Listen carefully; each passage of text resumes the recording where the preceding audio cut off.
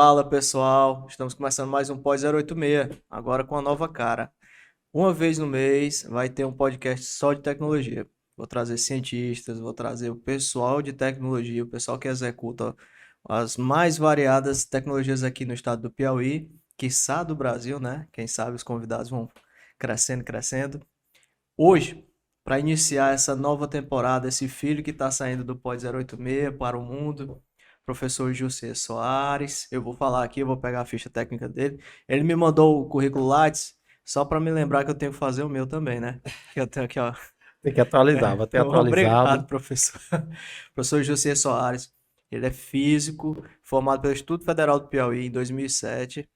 Ele atua na área de fluido dinâmica computacional, termohidráulica de reatores nucleares, atua também com energias renováveis, engenharia aeroespacial. Ele é doutor em engenharia de reatores nucleares e hoje ele atua como professor do Instituto Federal na cidade de Coelho Neto, né, professor? Exatamente, Instituto Federal do Maranhão, Campus Coelho Neto. Isso, professor, se eu Já quiser fiz dar uma... parte, já fiz parte do Instituto Federal do Piauí, né, durante um bom tempo, e daí fui para o Instituto Federal do Maranhão. No caso, Campus Coelho Neto, né. E primeiramente eu agradeço o convite aí para Não, poder participar, né, eu é que do Pod agradeço 086. A eu é que gente fica agradeço muito a feliz. visita. Sempre que há o convite para se falar de ciência e tecnologia, ainda mais nos tempos de hoje, em que a gente sente que a ciência está sendo atacada, né, por alguns setores, enfim, para mim minorias, mas bem barulhentas, né? É sempre importante a gente dar um reforço da importância da ciência, ainda mais nos tempos de pandemia, né? Professor, a gente conversou bem antes aqui, pessoal, foi uma conversa que se pudesse ser gravado, dava assim uma super aula, porque a gente fala de história, né, do contexto do desenvolvimento das tecnologias, Exato, dos conhecimentos, né? exato. Professor, eu sei que o senhor trata de uma área que é bem interessante e é pouco explorado pelas pessoas, né? As pessoas têm todo dia à noite acesso a isso, mas não vê isso de uma forma mais abrangente, só contemplativa, que é a astronomia, né? Mas estudo dos astros fica para o pessoal mais da ciência, a contemplação dos astros é o pessoal em geral. Como é que o senhor começou, professor? O engraçado é que, de fato, os projetos que a gente executa, alguns que executamos e outros, né, que ainda executamos nos dias atuais, né, é, eles são voltados para a popularização da ciência, no Aham, caso, da astronomia. Então, como que eu comecei, né, o meu interesse pela astronomia? Desde cedo, desde os anos iniciais do meu ensino, né, fundamental, eu já tinha o interesse pela ciência, né, meus pais que o digam, né? Eu quebrava equipamentos de casa, às vezes e tudo para ver o que é que tinha dentro, aquela coisa para saber bem como funciona, né? exatamente, né, para ver aqueles circuitos, etc. É de pegar o motor do carrinho de controle remoto, pôr a pilha um em cada polo e ver ele girar, e daí tentar entender o que é aquela indução e tudo mais, né? Uhum. E à medida que eu fui avançando os estudos, sempre estudei na rede pública de ensino, então eu tive alguns professores muito bons que me orientaram e me balizaram, né? A partir daí, do fundamental, ginásio, ensino médio, eu passei a ter mais interesse por determinados temas. A astronomia foi um deles. Né? Por quê? Porque a contemplação do céu é algo, como você disse, né? À disposição de todos. O Isso. que, que a gente tem disponível para olhar, né, com vista desarmada? Vista desarmada é sem o uso, né, de telescópios, enfim, instrumentos de observação. Né? Então, a partir do momento que eu passei a identificar alguns objetos da carta celeste e tudo, fui despertando meu interesse e notei também, meu interesse também veio da necessidade de levar a oportunidade às pessoas de ter o contato com o telescópio. Eu gostei do meu primeiro Uhum. contato com o telescópio e noto que muitas pessoas, principalmente alunos das escolas públicas, não têm essa oportunidade devido à falta de recursos mesmo, de laboratórios bem estruturados, né? Quer queira ou não, o telescópio é um equipamento, pelo menos os que eu digo medianos até os mais modernos, é um equipamento relativamente caro, ainda mais com essa coisa de câmbio, alta do dólar, muitos deles são vendidos em dólar, inclusive, né? Algumas marcas são internacionais, enfim, tem que ser importados, né?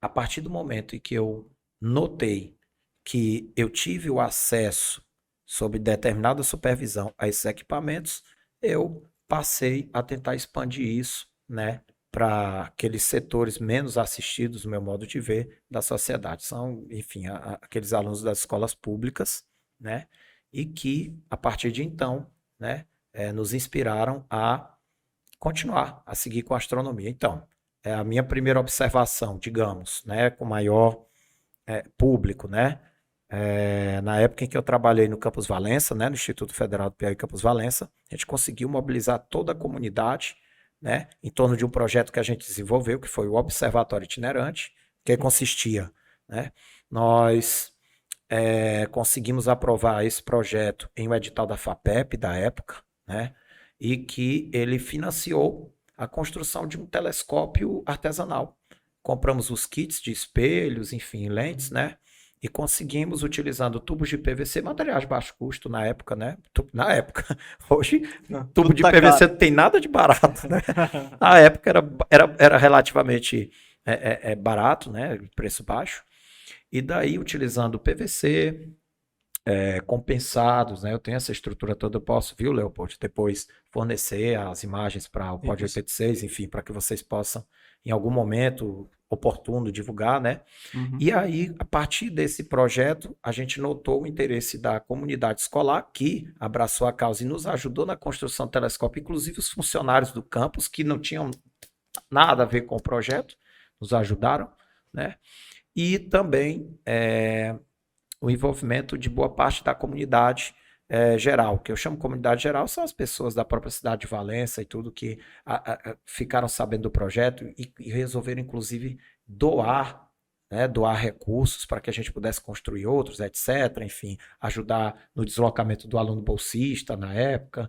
Então, tudo isso em conjunto com telescópios do próprio Instituto Federal do Piauí, que lá temos alguns telescópios motorizados bem assim, modernos e suficientes para o que a gente queria. Em conjunto com isso, a gente conseguiu mobilizar a comunidade, fazer as observações de céu noturno, né, fazendo com que, de fato, a astronomia ficasse mais popular. E, seguido a isso, fizemos alguns projetos. Nós temos um grupo aqui em Teresina, no Grafton. Não sei se você já ouviu falar. Não, ainda não. O Grafton é um grupo que desenvolve esses trabalhos de ensino, pesquisa e extensão com o uso de telescópios, com a divulgação da astronomia. Toda vez que você nota aqueles telescópios montados ali no Parque da Cidadania, é o nosso grupo que leva, é o Grafton. Eu já vi uma foto já. Pois muito bem, é o Grafton, né? Nós temos o Edward, que é um dos precursores, nós temos também o professor Gilson, o professor Lindeberg, ele é bem conhecido aqui na rede particular em Teresina, Franklin, né?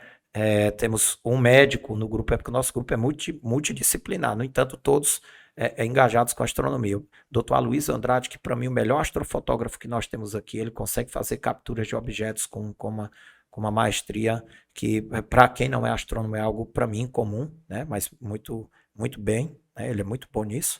E temos outros membros, o professor Irapuã, que também é do Instituto Federal do Maranhão, professor de Física do Instituto Federal do Maranhão. Nosso grupo tem muitos membros, tá? Mas temos aqueles que geralmente estão em todos os eventos, né? Professor, mas observação, mesmo em Teresina, no Parque da Cidadania, com aquela poluição luminosa. Pois é. O nosso grupo, infelizmente, não tem recursos suficientes. Nosso grupo é uma sociedade científica sem fins lucrativos, né? E, portanto, nós temos uma fonte de financiamento. Estamos pensando, inclusive, em alguns desses eventos, passar a produzir produtos nossos. Vamos lá, caneca, camisa, etc. e tal, enfim, chaveiros e etc., para tentar arrecadar recursos até para comprar novos equipamentos, porque alguns dos nossos equipamentos são doados, né? Então, a gente vai tentar aí, em algum momento, veio a pandemia, pegou a gente em cheio. Por quê? Porque a astronomia, para a parte de observação, enfim, pelo menos da forma que a gente organiza, requer o contato pessoal, entre as pessoas. As pessoas vão estar ali aglomeradas, não tem jeito. Toda vez que a gente organiza um evento, vamos ver o eclipse total da Lua, a Lua de sangue. A gente até brinca com essa coisa de tanto tempo que já criaram para a Lua, né? Mas, de fato, enfim, criaram. Se isso ajuda na divulgação da astronomia, tudo bem, mas cientificamente falando, fica sem sentido para nós, né? Essa coisa romantizada, né, do termo, mas enfim, sem problemas.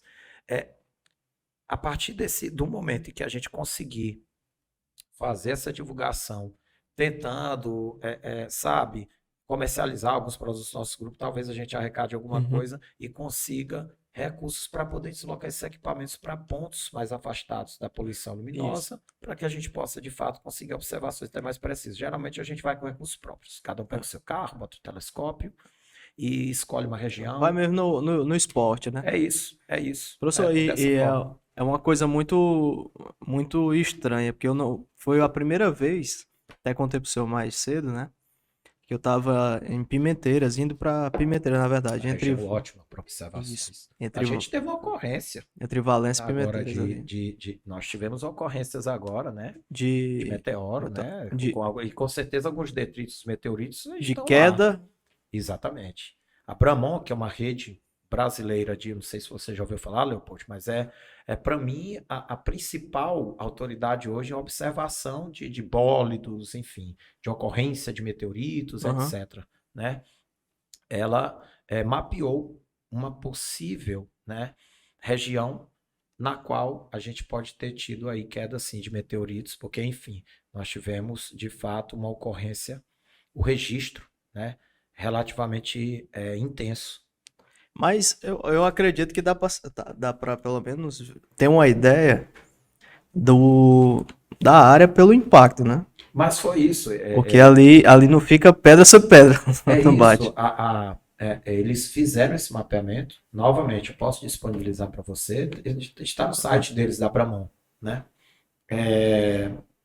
Eles fizeram sim um traçado da região de maior Isso. probabilidade de ocorrência, né, desses meteoritos. Enfim, aí vai ter que. Geralmente a turma leva o quê, né, para fazer essa pesquisa, buscar enfim, leva Isso. detectores de metais, né, que facilita muito. Isso. A olho nu é bem complicado, né, Aham. você distinguir meteorito de uma rocha comum de cor parecida, né? Então a gente costuma utilizar detectores de metais e outros dispositivos, né? Isso me lembra muito aquela história que foi no começo do século XX, lá na Rússia, teve um impacto de algo, caiu ali e devastou aquela Eu não floresta. sei se você está falando do fenômeno de Tunguska, Isso. se não me engano, né? E que virou, não sei se um documentário, mas houve na época muitas matérias assim, pela forma como ocorreu. A destruição daquela floresta, né? E Do nada de nada. se encontrar uma prova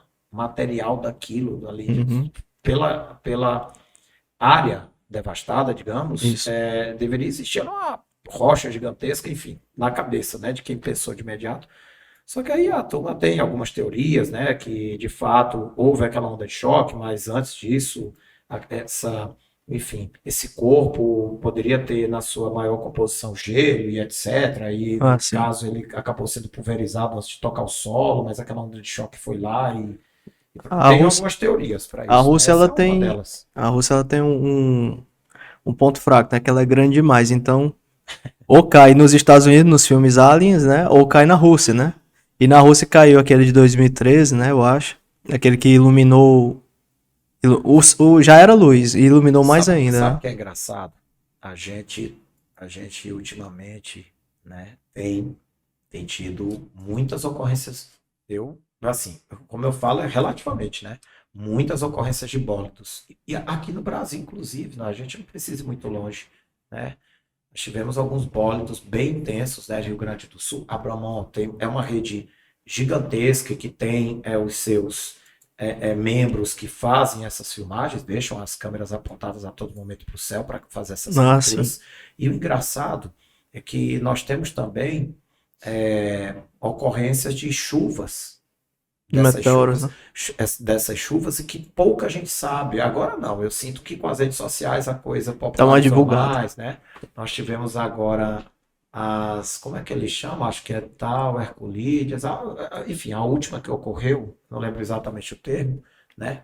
Em que a turma conseguiu, a partir das primeiras horas da madrugada, né? Pelo menos onde o céu estava limpo e contribuiu, porque aqui estava nublado, né? Quer nublar o céu? Só dizer que veio um meteoro. Ou então você reunir alguns astrônomos, vamos olhar para o céu hoje, vamos abrir o telescópio, o cara tira da caixa, reuniu 2, 3 astrônomos ali, a turma, o céu, cara, quer deixar nublado, o céu tá limpo. A nuvem também vai, né? A nuvem eu também quero participar. Mas é uma coisa, mas a astronomia é isso, a gente cansou de viajar, por exemplo, para alguns lugares, né? E no momento aquela neblina, aquelas nuvens fecharam, a gente tem que ficar já para o outro dia, sem nada planejado, porque a maioria dos nossos membros trabalham em outros setores, né? Então a gente escolhe aquele dia, olha, o céu vai estar limpo aqui e tal, e do nada fecha a neblina. Valença, cara, teve uma vez que a gente foi fazer uma dessas observações e simplesmente o tempo fechou. Fechou de uma vez com o quê? Neblina. Coisa que eu jamais tinha visto na região, pelo menos na época em que a gente tentou fazer essas capturas, né? Pelo menos desses principais corpos, Júpiter, Saturno, geralmente são os mais interessantes para a gente observar no telescópio, devido à forma deles mesmo, a geometria deles. Os alunos adoram ver ali os anéis de Saturno, ver Júpiter com as suas listras e luas, né? As galileanas e tudo mais. Acontece, viu? Acontece. O tempo tem que colaborar com a gente. A gente não trabalha com radiotelescópio. Esse aí não é só mirar e ele já O professor, o engraçado é que os meteoros começaram a aparecer mais, mas os UFOs sumiram, né? Depois quando começaram a disseminar o 4K para a população em geral, nunca mais apareceu um ET, né? Porque agora que era a hora da gente ver mais ETs, né? Tem um caso, está sendo veiculado, isso é recente, que o governo, acho que foi o governo norte-americano, divulgou, né? Algumas ocorrências, enfim. Ali, eu não gosto muito de arriscar falando. Mas ali tem cara de ser drone. Porque nem eles mesmos, lá dentro, uma agência com a outra, não se comunica. Aqueles aviões stealth, né? Os invisíveis lá. A CIA sabia, mas a própria Força Aérea não sabia. Você imagina, o perigo é um derrubar o outro, né? Existe, né? Uma das teorias, né? É de que esses UFOs seriam, de fato, objetos de países, digamos, né, adversários. Então, vamos supor... Um veículo de combate, né? Exatamente. Aí já começam aquelas teorias de conspiração de que são chineses, né, que estão já sobrevoando o espaço norte-americano, né? Mas eu acho que não é essa coisa pacífica, não. É um invadindo o outro todo tempo, só que eles não se divulgam, né? Eu confesso para você que eu não gosto de arriscar. Por mim pode ser qualquer coisa. Inclusive seres extraterrestres mesmo. Por que não? A possibilidade, né? Existe a possibilidade. E sabendo que os filmes só ocorre lá, os seres extraterrestres, né? Então... Tem muitas coisas que de fato a gente ainda não tem uma explicação fechada. E, portanto, enquanto não houver... Tem que abrir a possibilidade. Você abre, inclusive, a origem do universo. Isso.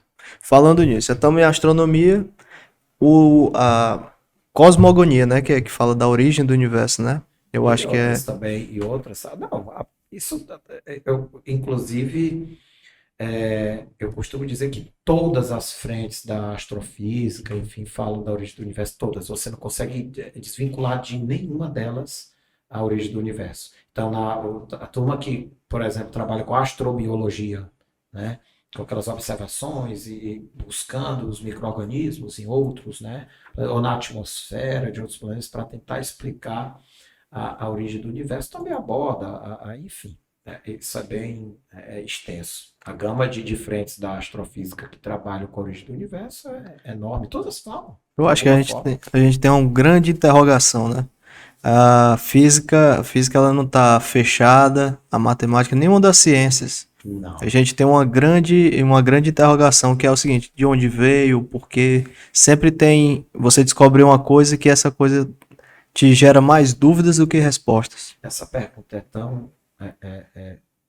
tão assim simbólica, enfim, que eu lembro de uma visita que eu fiz, né, que comentei com você, ao CERN. Lá tem uma Square Galileu Galilei, uma praça, um globo gigante de madeira lá, uma espécie de museu. Tem, não sei se exatamente museu, mas enfim, é uma sala gigantesca dentro desse globo, onde você tem ali alguns objetos à mostra, a história de algumas das tecnologias, a origem da internet, né, que é a turma do CERN, enfim. E dentro dela, cara, na parede, primeira pergunta que você lê em N idiomas lá, de onde viemos, né? Para onde vamos, né? Então, estampado na parede, porque de fato a origem do universo é assim, olha, Uma das perguntas é uma das que perguntas que a humanidade vai continuar por anos e anos se fazendo, é por porque isso que tem não só na ciência, que a ciência ela pegou essa parte de onde viemos depois, mas começou com a religião, né? Começou com a mitologia, depois uma religião institucionalizada, depois a ciência veio com alguns argumentos que mostram, né? Por exemplo, assim, se está tudo se afastando, significa que estava tudo condensado. Aí o exatamente. difícil é você partir agora para entender uma coisa que você não tem noção. Por exemplo, o tamanho do universo. Ninguém tem noção. O tamanho do átomo, ninguém tem. A gente está no meio. Existe aquela história, né? Ao passo em que a gente tem um mundo do muito pequeno, a gente tem um mundo do muito grande, Uhum. né? Então, o íntimo da matéria, né? O núcleo atômico ali, de fato, ele tanto quanto a busca enfim, pelas respostas a tudo que diz respeito à origem do universo, tanto quanto isso, o átomo ele continua também trazendo questionamentos. Então, a gente de repente tinha um corpo que até então era não divisível, daí a origem do termo, átomo, né? Isso. E que com o tempo, com a evolução das tecnologias, foi possível fissioná-lo, né? Quebrar, né? Isso, aquela primeira estrutura, e aí verificar a ocorrência de prótons, nêutrons e elétrons, vou saltar, enfim, algumas etapas, e então a gente foi conseguindo quebrar cada vez mais esse núcleo, né, e descobrindo novas subpartículas, né, e Isso. aí a gente acaba indo para quarks, né, enfim,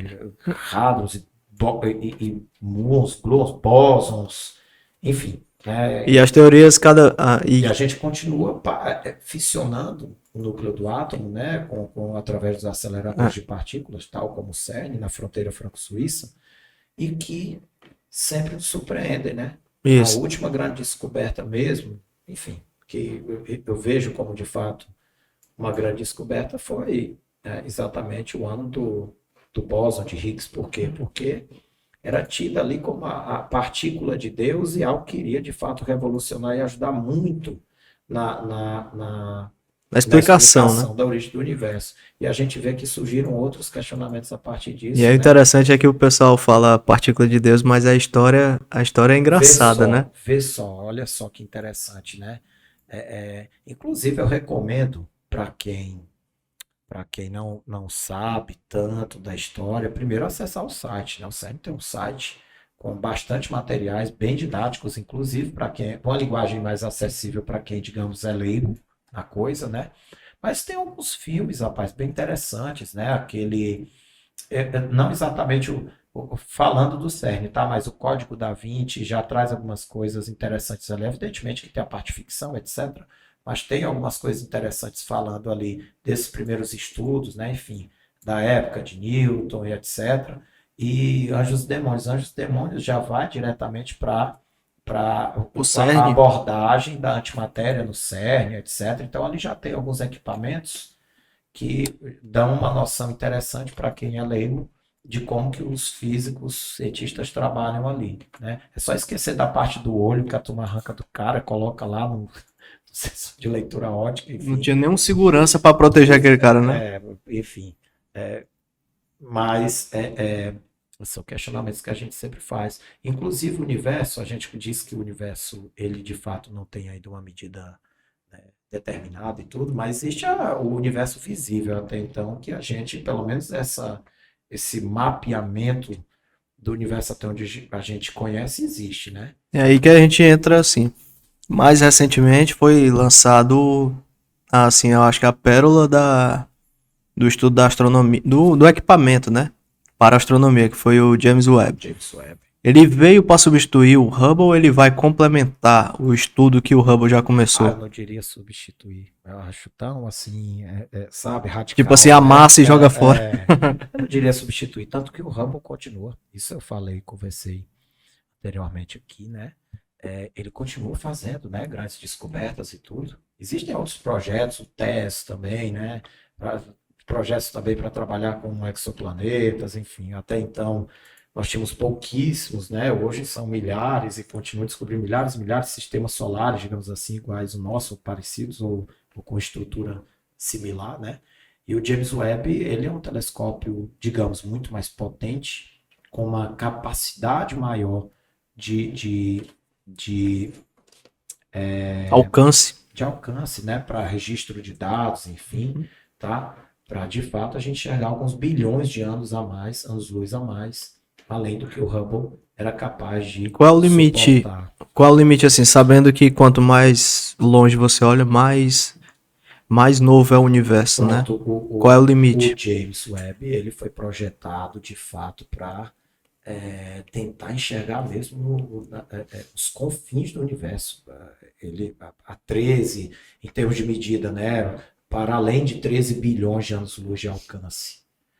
É importante colocar aqui, pessoal, a gente está falando em alcance, anos-luz, porque anos-luz é uma medida de distância.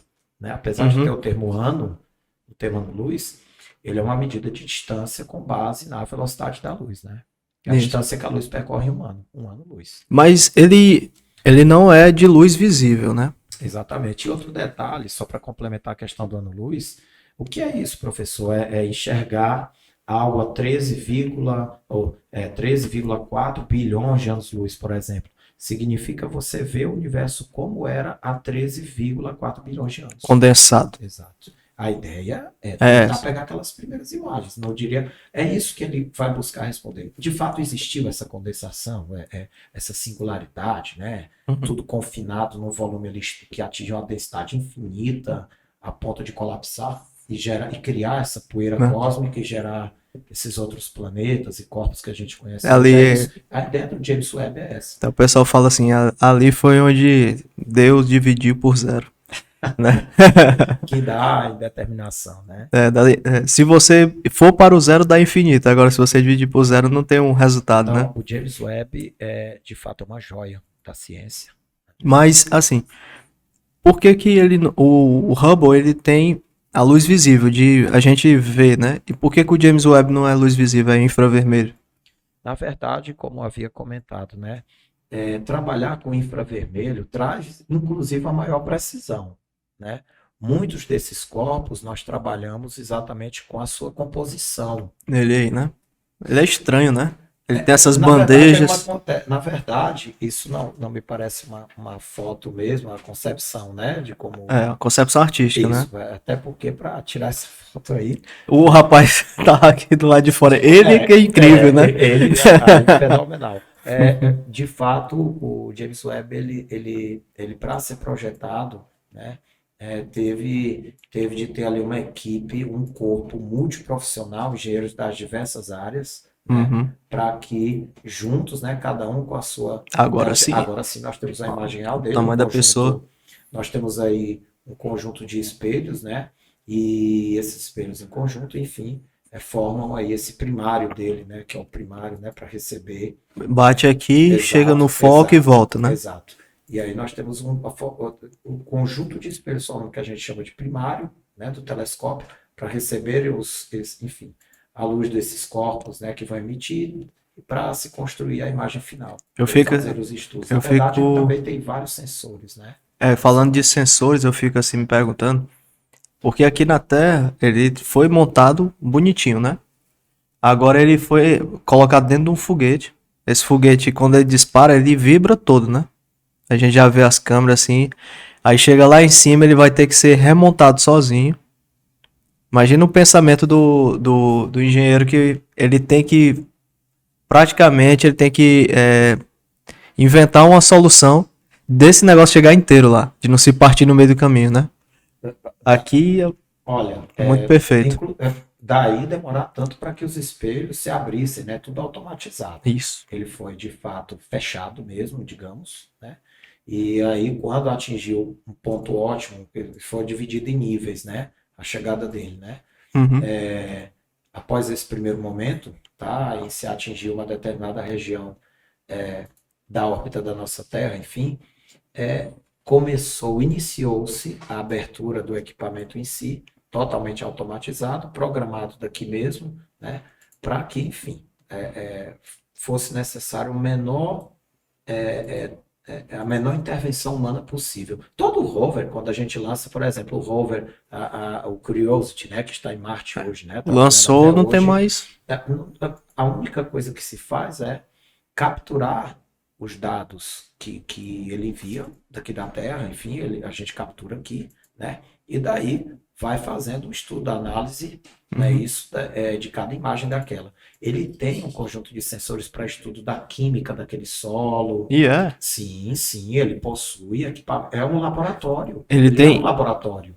Mas Já que ele. não dá para montar um laboratório lá com seres humanos, ele levou o laboratório de estudo de solo. Ele faz análise. Ele recolhe as amostras, analisa ali mesmo, aquela espectroscopia, utilizando. Ah, Spectre. Ele é um Eu laboratório. já fiz Isso. um teste com esse Pronto. tipo de equipamento. É interessante. É um laboratório, né? Então ele faz esse estudo de lá mesmo, já vai enviando esses dados. Por quê? Porque não é como a gente fazer, pelo menos agora, no primeiro momento, a montagem de um laboratório na superfície de Marte. Eu acho que é Com muito. humanos. Eu acho que é muito mais barato mandar uma máquina, porque você vai mandar um ser humano, é muito mais E vou caro. te dizer, vão ser anos e anos com o rover funcionando, né? Inclusive, mandaram também o que junto com ele? Um drone. Foi. Foi o primeiro voo, né? Primeiro voo fora do Isso, planeta do Terra. planeta Terra, né? De um equipamento tipo drone, enfim, né? E ele é controlado. Funcionou perfeitamente. Ele é controlado por inteligência artificial, né? Porque demora muito, né, para mandar Na o comando, né? Engraçado, a turma que faz a programação desses rovers, enfim, dispositivos, consegue comandá-los daqui também. Engraçado. Ele deve ter um sensor para. Claro, e tudo isso é pensado. Então, eles têm o armazenamento, uma central de armazenamento e processamento do próprio rover também. Uhum. E esses sinais vão chegando, vão sendo processados, a programação muito robusta, né? Para os demais equipamentos presentes dentro do rover, enfim, do que for enviado até o planeta. A gente até estava conversando mais cedo sobre, assim, eles dão um desafio, né? Não dizem por onde vai, só diz assim, só quero chegar lá. A gente tá numa escuridão nesse meio do caminho, né? Aí o senhor falou sobre as tecnologias. O senhor, ele mexe ainda com a área de reatores. O senhor desenvolve essa tecnologia, né? O senhor fez um mestrado em Recife. Mestrado, doutorado, né? O doutorado sanduíche, né? Parte aqui no Brasil, parte fora. Isso. E trabalhando com reatores. Sim, meu primeiro trabalho, contato com o reator nuclear, foi envolvendo um trabalho com um reator modular, né? O projeto IRIS, na época. Reator modular por quê? Porque dentro do próprio vaso você tem todos os componentes de um reator normal, tipo PWR Angra. Angra é um reator com dois, onde você tem mais de um circuito. Você tem um circuito primário, onde nós temos o vaso do reator, elementos combustíveis, etc. Aí nós temos uma região que a gente chama de leg line, que são as pernas quentes, enfim. Uma região com a passagem de fluido quente pressurizado, veja, a água a mais de 300 graus Celsius no estado líquido. Para você ver, ter noção da pressão interna, né? Para manter a água no estado líquido dessa temperatura, geralmente 15 megapascal é a pressão interna desse reator, né? Enfim, e essa água quente, por sua vez, chega até a região de um pressurizador. Ela troca calor com uma água. Veja que a água radioativa é a água que está no circuito fechado. Sim. Ela vai aquecer a tubulação, a água de fora que não está pressurizada entra em contato, vaporiza. E esse vapor é que vai para as turbinas. Mas essa água, ela tá contaminada, digamos assim. A água do vaso, sim, porque ela está em contato direto com o Mas radioativo. Ela não passa radiação para outra? Não, inclusive o que passa de radiação, porque seria mentira minha dizer que não passa radiação alguma, o que nós temos é um material que atenua a radiação através de uma blindagem, né? No entanto, o que passa é aceitável dentro dos limites que a gente conhece e que é constantemente monitorado. Todos os dias há medição da água da torre de resfriamento do reator. Vejo que esses reatores geralmente são construídos próximos ao mar para que a água do mar ajude a resfriar o reator. Essa água do mar não entre em contato com a água radioativa, isso é muito Isso é importante. importante frisar, né? Claro, muita gente acha, por incrível que pareça, com o advento, inclusive, das fake news, inclusive desse movimento que eu julgo sempre um movimento anti-ciência, por incrível que pareça, muita gente passou a acreditar, principalmente depois do episódio de Fukushima, né, que a água do vaso do reator altamente radioativa Vai pro mar. vai direto para uma gente. Isso é um absurdo. Eu, inclusive, faço questão sempre de frisar. A água do vaso do reator, ela fica em um circuito fechado e que não entra em contato com a água que vem do mar. A água que vem do mar troca calor com a tubulação pela qual passa essa água radioativa. E esse calor residual é uma retirada de calor residual. E detalhe, professor, mas se vai água quente para o mar, ela pode alterar até aquele ecossistema devido à temperatura e tal, etc. Inclusive, isso é pensado. O que eles retiram de calor residual após todas as trocas de calor chega praticamente à temperatura da própria água do mar, de forma que não E o interessante tem a fauna local, enfim. Tem um geopolítico aqui do Brasil que ele diz que hoje o que a Rússia está fazendo foi devido ao fenômeno, né, digamos assim, de Fukushima. Fukushima teve aquele terremoto, depois deu aquelas ondas, destruiu a usina, o mundo ficou com medo da usina nuclear, a Alemanha fechou suas usinas, teve aquela outra série chamada Dark, que conta essa parte. Eu consegui assistir, eu acho que e eles... até o final da segunda temporada, início da terceira, e depois começa... Não, aí começa a loucura, né? Demais, Filho, eu digo, pai. Não, tá bom, eu vou ter que ter um tempinho depois para continuar. Aí ele explica que depois que foram fechadas as usinas, você precisa de energia, continua precisando. E a Rússia começou a fornecer e ficar com muito dinheiro. E hoje ela cresceu e hoje está assim, se desenvolvendo, né? Um tópico que eu sempre gosto de abordar. A dependência de energia, né? De um tipo de energia, que é o pior, né? A questão é que o Japão, por ser uma área de instabilidade,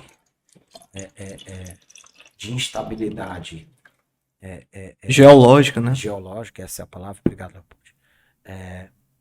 Por ser uma área de gigantesca instabilidade geológica, por não ter grandes áreas que favoreçam a construção de grandes hidrelétricas e outras formas de obtenção de fontes, sempre vai ter que diversificar o seu parque. Então, por exemplo, se eu não me engano, mais de 40% do parque energético japonês é oriundo de fontes nucleares.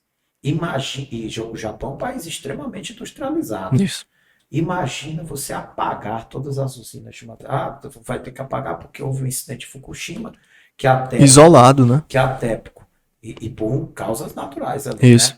Né? Que a TEPCO, para mim, de forma brilhante, conseguiu em 3 semanas já ter um controle. O que foi que aconteceu basicamente, né? Nós tivemos ali um terremoto de 8.4, 8.5 na Richter e que danificou o sistema elétrico, os sistemas elétricos da usina, né?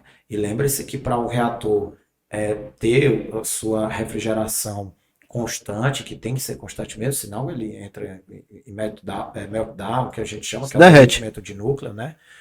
Tem que ter esse resfriamento contínuo, né? A retirada residual de calor da qual eu falava, né? Então, quando esse terremoto abalou o sistema elétrico, aí você, professor, mas tinha que ter gerador lá para manter. Os geradores foram ativados. Ocorre que depois veio o tsunami. Destruiu tudo. Os geradores. Então, o que foi que aconteceu? Uma corrida contra o tempo. Porque Fukushima, se eu não me engano, são 6 reatores. Você tem de Fukushima 1 a 6. Angra aqui temos 1 e 2 e 3, parece que em obras, enfim, a turma parece que retomou, né? Desde 85, no meu modo de ver, não compensa você abandonar a obra de Angra 3, compensa você, como ela vai fornecer energia por muitos anos, né?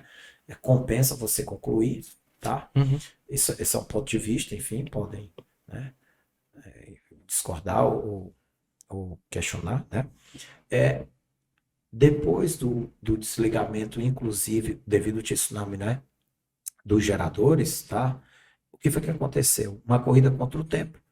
Equipes de engenheiros revezando em curtos intervalos de tempo para poder religar, pelo menos, o sistema de refrigeração dos reatores de Fukushima que foram afetados pelo terremoto, pelo tsunami. E enquanto Em isso, algumas cenas- esquentando.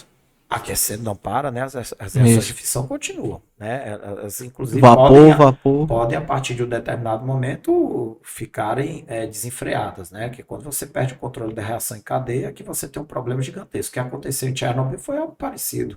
Por irresponsabilidade da equipe de engenheiros da época, não vou dizer que era um reator altamente seguro, porém, foram fazer um teste de potência da forma inadequada, praticamente tirando todos os moderadores do reator. O moderador é que controla as reações de fissão, para atingir mais rapidamente o pico de potência. É tipo pegar um motor diesel e ele disparar. Igual ele faz, pega fogo sozinho, né? Vamos para um exemplo mais simples. É como você tirar o step do seu carro, deixar em casa e sair no carro sem o step. Você pode ter um quebra-quebra. Furou o pneu, como é que você vai se socorrer sem o step? Algo parecido aconteceu lá. Eles levantaram todas as barras de moderadores, né? Enfim, para aumentar a potência de forma mais rápida do reator através das reações de fissão. Chegou um momento que eles perceberam que de imediato tinham que baixar essas barras para controlar as reações de fissão, só que as reações em cadeia já estavam sem controle. E daí aconteceu o que aconteceu em Chernobyl. Então, a TEPCO lá, voltando para Fukushima, conseguiu o controle, né? Conseguiu fazer o controle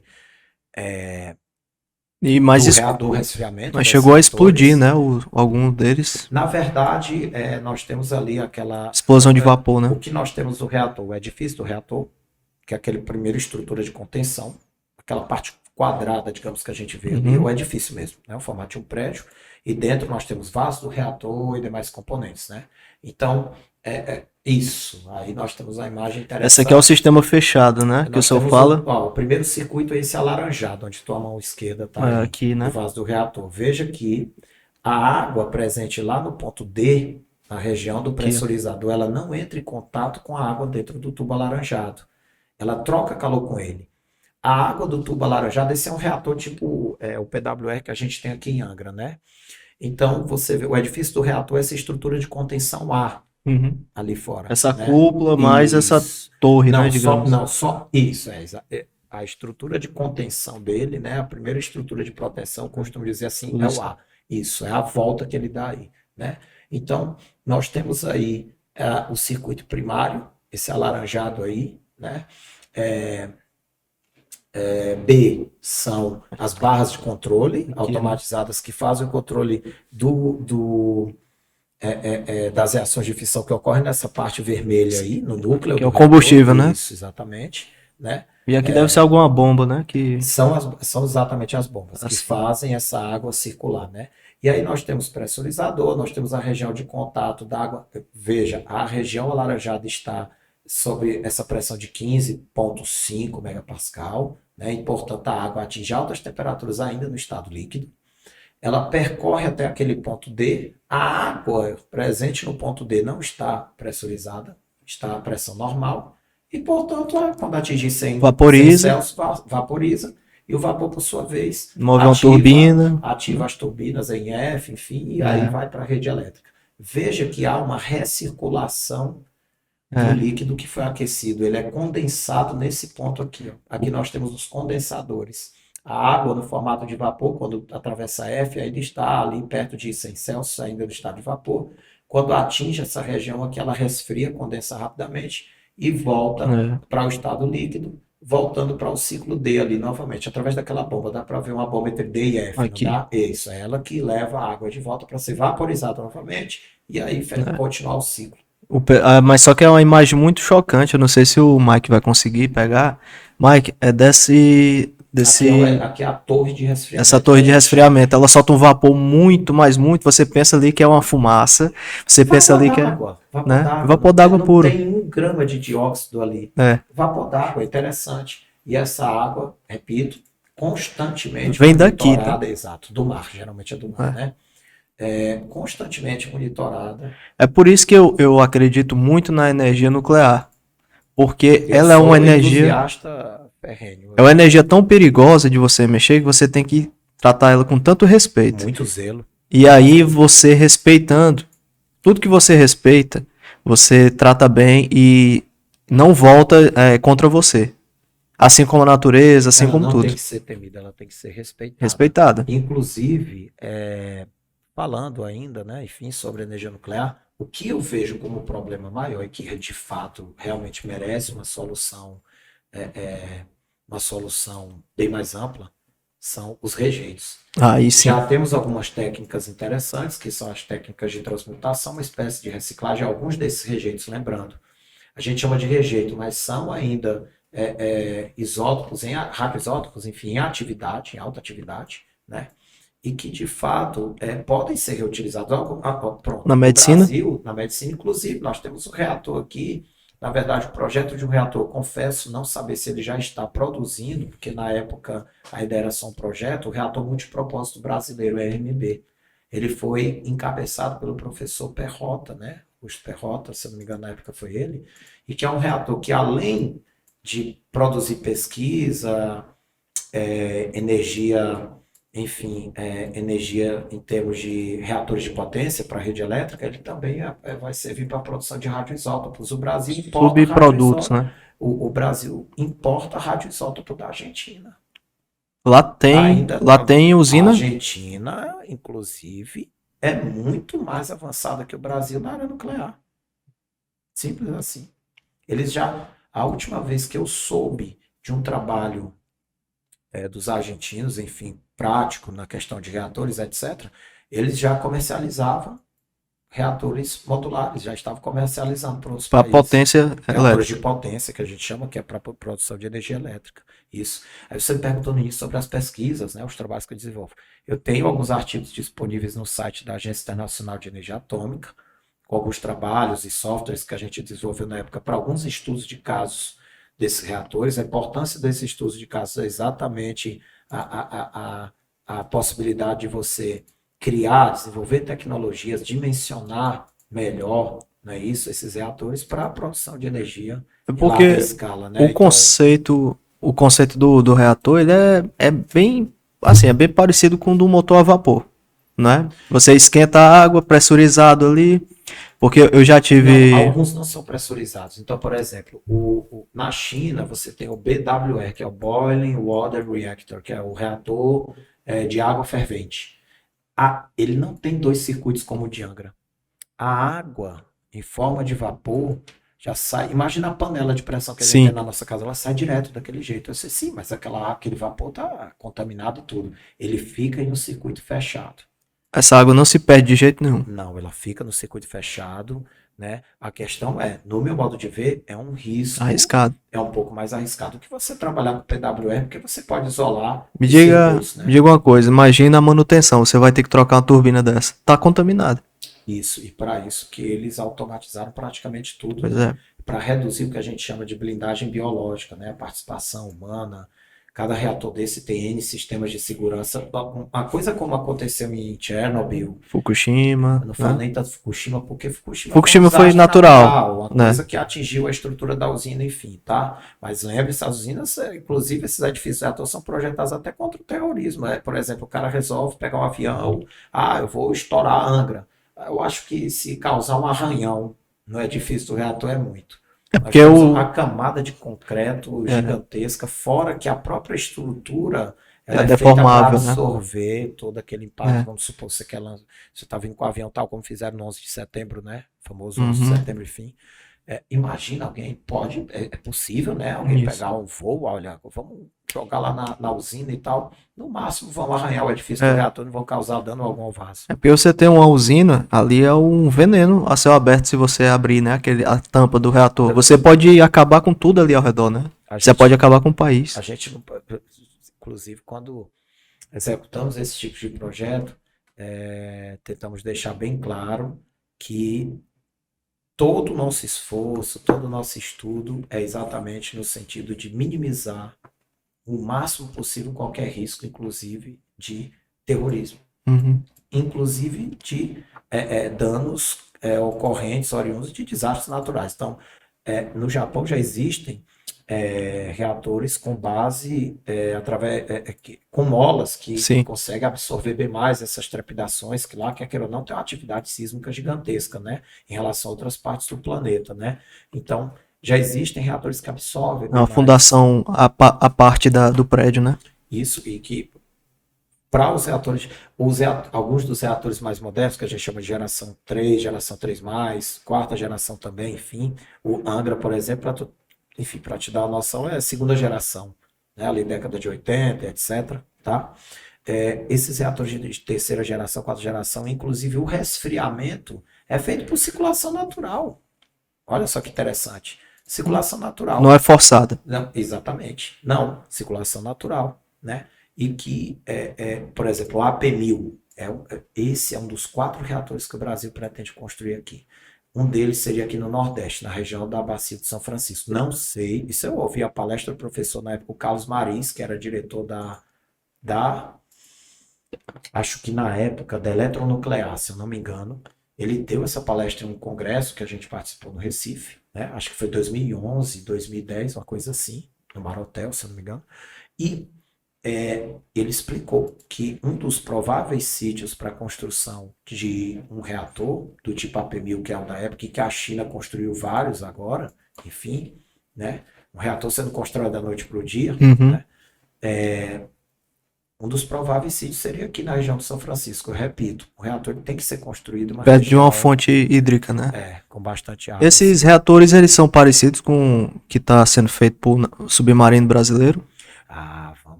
Ótima pergunta, Leopold. Vamos tomar cuidado com uma coisa. O reator que nós temos aí para o nosso submarino, né? Inclusive a Marinha está desenvolvendo e tudo, né?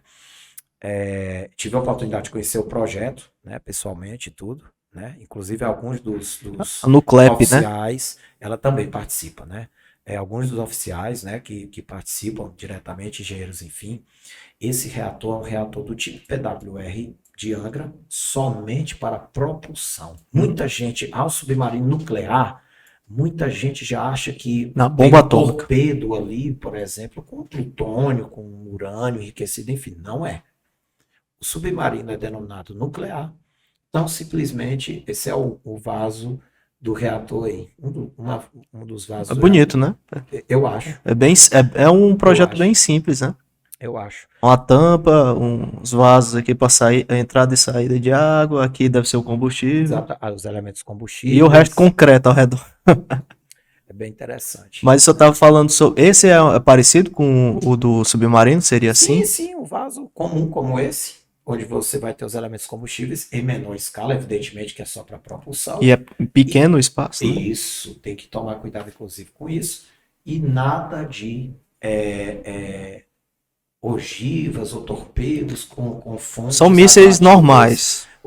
Bombas normais. Se houver algum míssil do submarino que a gente subentende que tenha, por ser algo das Forças Armadas, são mísseis que funcionam tais como quaisquer outros que você conhece. A propulsão do submarino é que é nuclear. Especial. Então daí a gente chamar de submarino nuclear. Não porque ele vai disparar armas nucleares, mas porque a propulsão, porque ele passa muito tempo debaixo d'água, então quer dizer, a fonte nuclear, ela gera energia por anos e anos, se for necessário, sem recarga, dependendo da quantidade que você de fato trabalha. Fora que um motor a combustão, você precisa do oxigênio, que a pessoa vai precisar também, então você disputa, né? Exatamente. Então, tudo isso foi o que de fato incentivou, né, que deu força a essa questão de criar uma propulsão nuclear. Gente, pelo amor de Deus, algumas das sondas que viajam no espaço, né, enfim, elas também utilizam fontes nucleares e tudo. Ela deve ter ali uma barreira mais fina, porque não tem vida ali, né? Evidente. E sem contar também,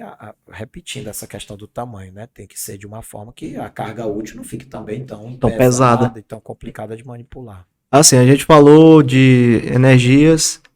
E as energias renováveis? O senhor também tá no meio, né? Toda essa parte de potência, de utilização de energias. Solar, eólica, geotérmica, biomassa. A biomassa seria essa que a gente já usa motriz, né? há mais tempo. Então, né? Todas essas fontes de energia. Eu sou entusiasta do quê, Leopold? Eu sou entusiasta de termos uma única tecnologia.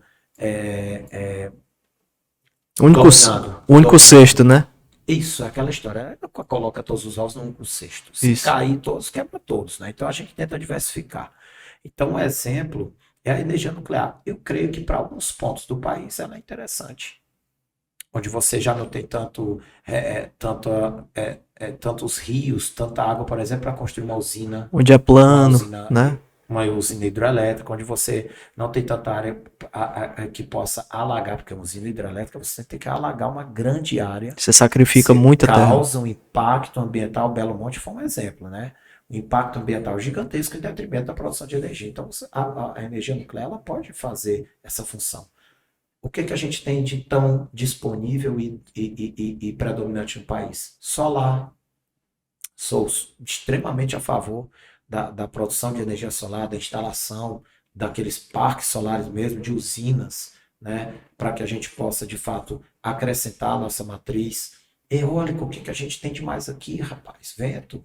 Nós temos, o Brasil é uma área possui, né, uma área de litoral gigantesca, né, e que, de fato, a gente nota já a presença das usinas eólicas, né? Uhum. Enfim, no que a gente tem demais aqui também que pode utilizar biomassa. O Brasil é um dos maiores produtores de cana de açúcar do mundo. Ali você tem a biomassa que pode ser Carvão aproveitada, carvão, vegetal. vegetal, enfim.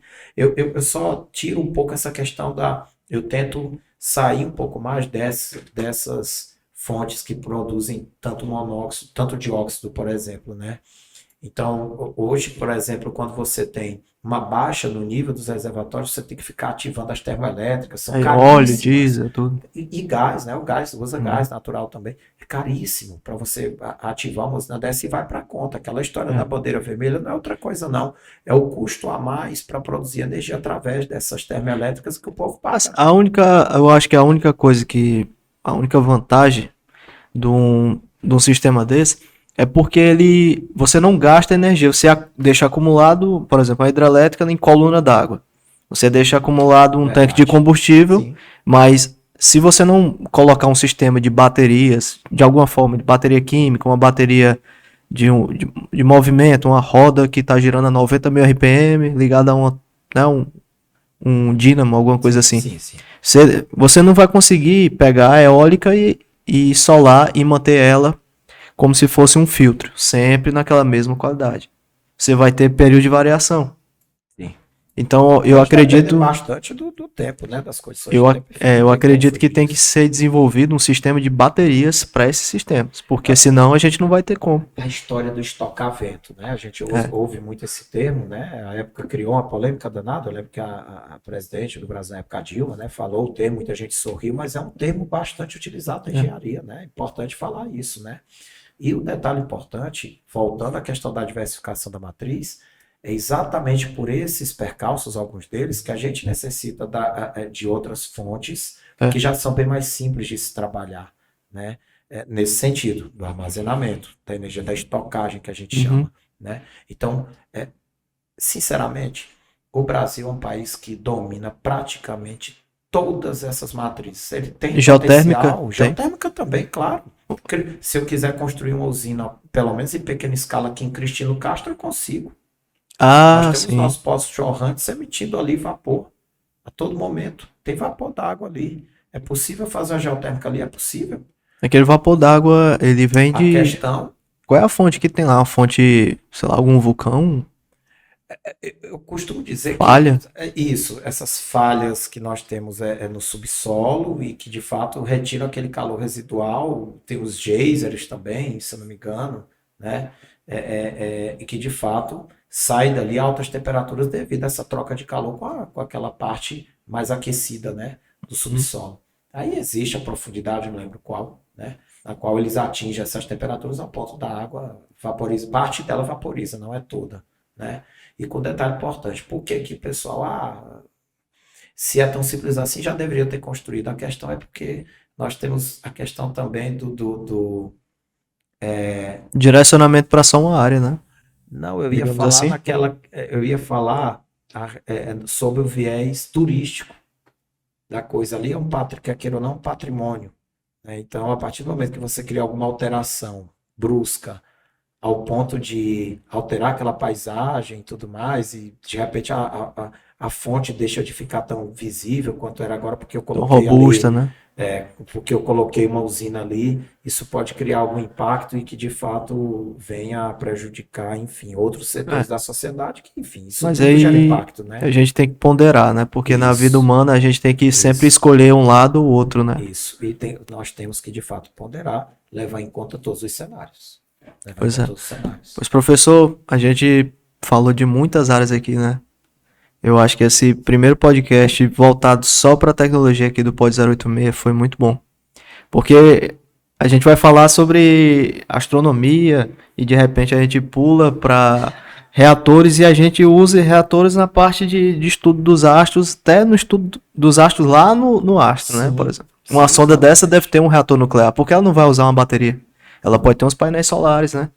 Até foi apresentado naquele filme Perdido em Marte, tem umas limitações de verdade muito Olha, grande. eu sou fraco para filme, cara, de um jeito, mas alguns deles o pessoal assiste Interestelar, né? É. Eu assisti aquele Gravidade, achei interessante, achei interessante. De fato, algumas coisas eles A representaram bem dinâmica, a aquela dinâmica. dinâmica é aquela Lembra bastante, de lembra você não ter uma bastante. referência como a gravidade que nós temos aqui no planeta. Lembra bastante, porque ele está considerando ali que de repente aquela cúpula se desprendeu mesmo da estação que eles tinham e vagou pelo espaço E durante um tempo. ali. E é daquele. Agora Repete aquela aquele história movimento. da alucinação, de repente enxergar o carinha aqui do lado, eu vou dar spoiler aqui não, tá? Mas de repente enxerga o carinha do lado e aquilo inspira a voltar, ganhar força, voltar para a Terra, já tem aquela parte de ficção, É. romantizando a coisa e tal, e que foge um pouquinho do escopo. Mas em termos de reprodução Da dinâmica da espacial. dinâmica e de alguns fenômenos, sim, eu achei bem interessante. Agora eu vou tentar ver esse Interestelar, que já falaram tanto, eu vou tentar Você ver. tem que ver. Porque tem Perdi- relatividade no meio. Perdidos em Marte, né? Perdido em Marte. Perdido em Marte, é no singular.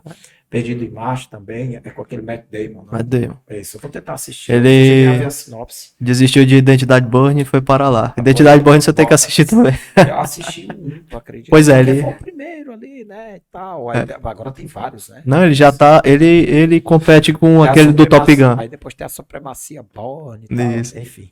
Mas é bem interessante. Alguns filmes reproduzem bem, outros não. Já acho bem mais sensacionalistas. E Armagedon.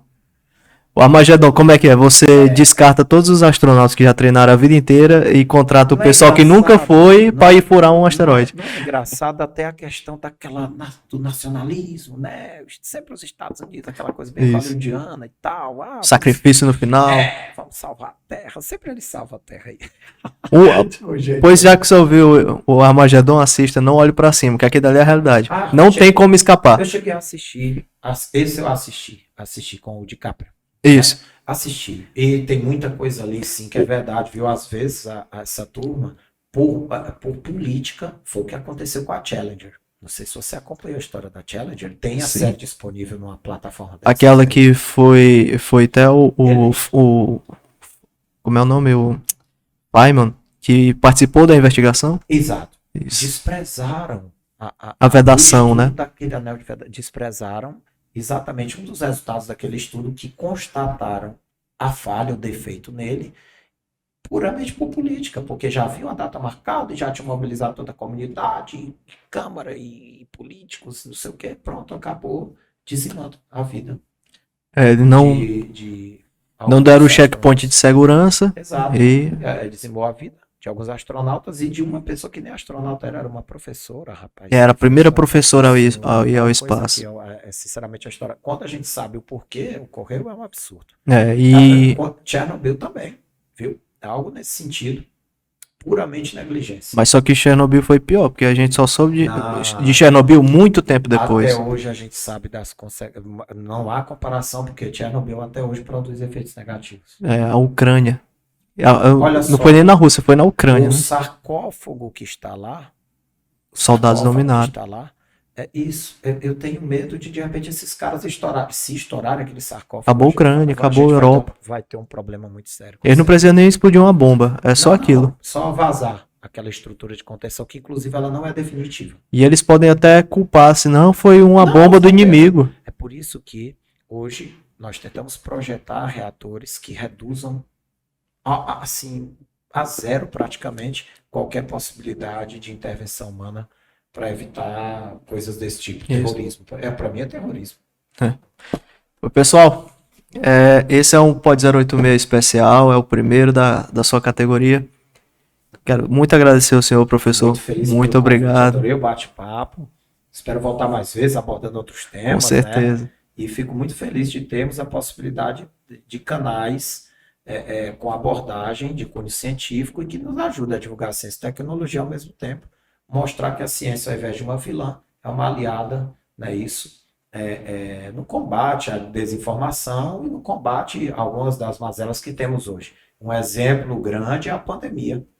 Se não fosse a ciência no desenvolvimento das vacinas que nós conhecemos hoje, talvez nós não teríamos a possibilidade de estar conversando aqui no Isso. momento. Ainda hoje estaremos sofrendo. Até hoje. Até Pois é hoje. isso. Ainda sofremos. A pandemia não acabou, pessoal. Estou com a minha máscara aqui, afastado, né? Daqui a pouco vou pôr minha máscara e ir para casa e vida que segue. Então é isso.